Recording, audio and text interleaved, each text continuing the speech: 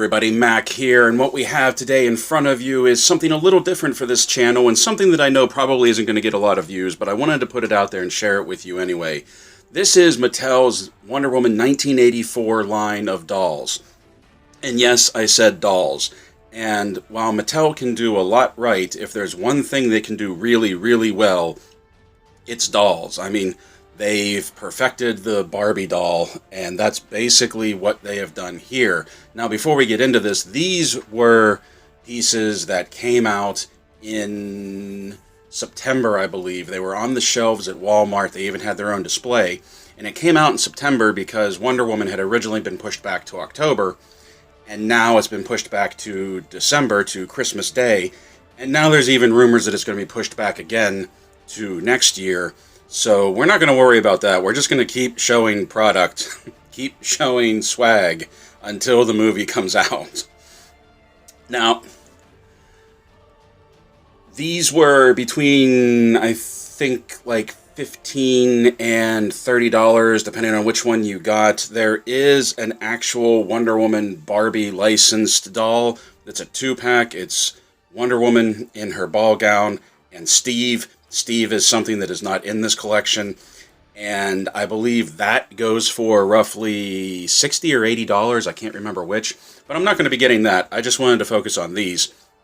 Some of these I got off the shelf. Some of these I had to order from Target. I don't think you can find them on the shelves anymore. I think you have to order them online, but I know you can get them from Target. I know you can get them from Walmart.com. So, we're not actually going to be opening these either. I know that's also something different from what I normally do, but I don't want to open these up because as dolls, they don't really stand on their own. As a matter of fact, if we take a look at Wonder Woman here, where's it at? You can see right there the fine print. Dolls cannot stand alone. So, these will be some of the few items that I actually keep in the package and will just store on the shelf that way. And as you can see, it's not going to be very bad because the box is basically just one big window. We have the Wonder Woman 84, we have the picture of Gal Gadot down here, but on the sides it's wide open. I don't know if you can see, but there is like raised lettering WW84, Wonder Woman. Same thing on the other side. You got a top-down view, plenty of light gets in there. It's almost like, and then you have a little bit of a cross-cell, and then like a movie graphic of her. That these boxes actually make really great display pieces. So in the box, she's basically standing on her feet.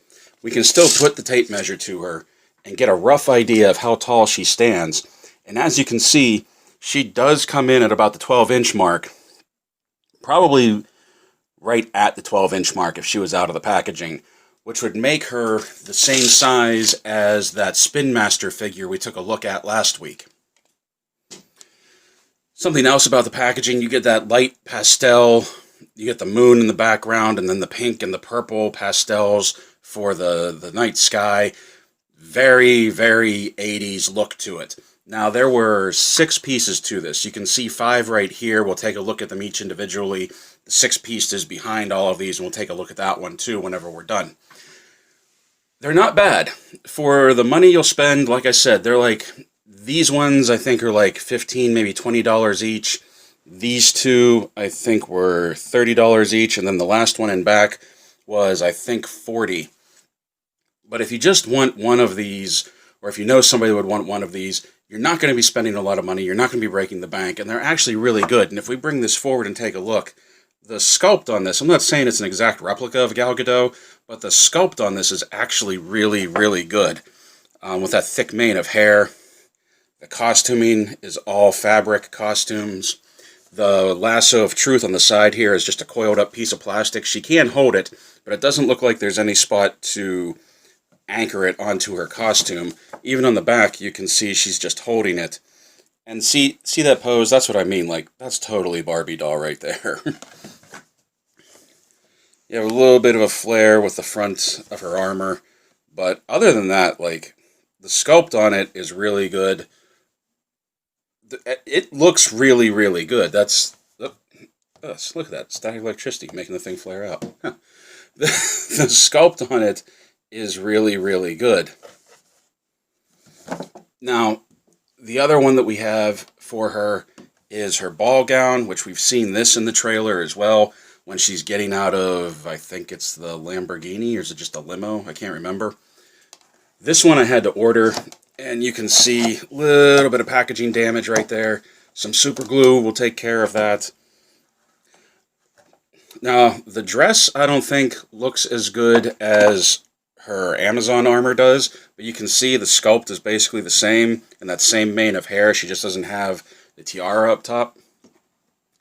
Out of all of the figures, or out of all of the dolls, and I don't just mean the standard ones, but out of all of them, I actually think this one of Barbara Minerva before the transformation is my favorite and is the best of what we got. This outfit they have her in is so 80s.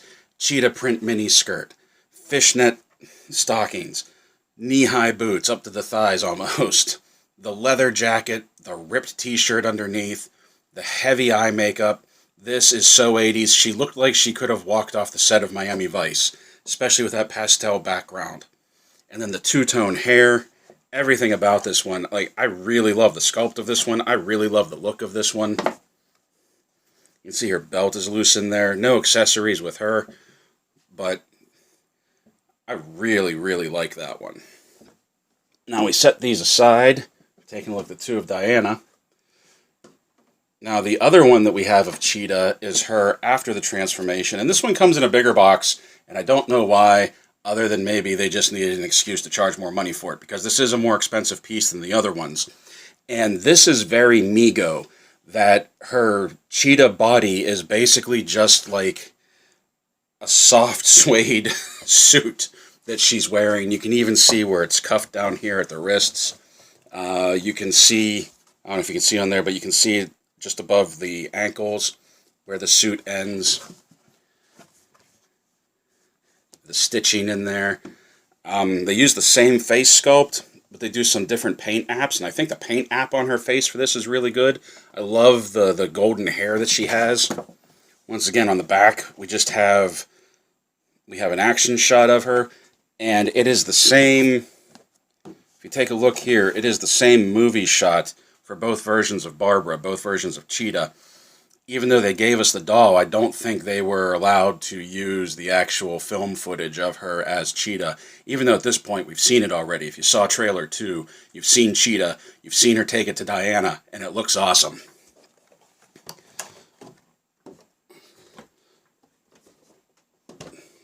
The second largest one we have of the set is her in the Golden Eagle armor. And this looks great. This one I almost wish I did open up because I want to see how big her wingspan is. I want to see what she looks like with the helmet on. I want to see these wings opened up and just get an idea.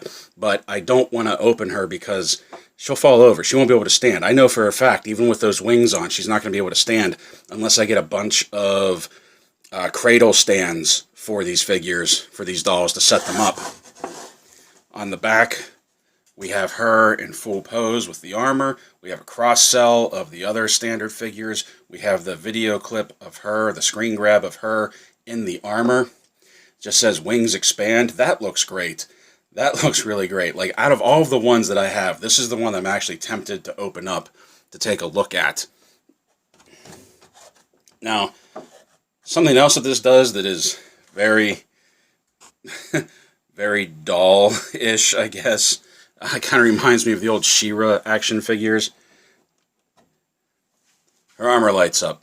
For absolutely no reason whatsoever, you press a button on her hip, and her armor lights up. And not only does it light up, but it seems like the patterns change every time you hit the button. There's a slow burn.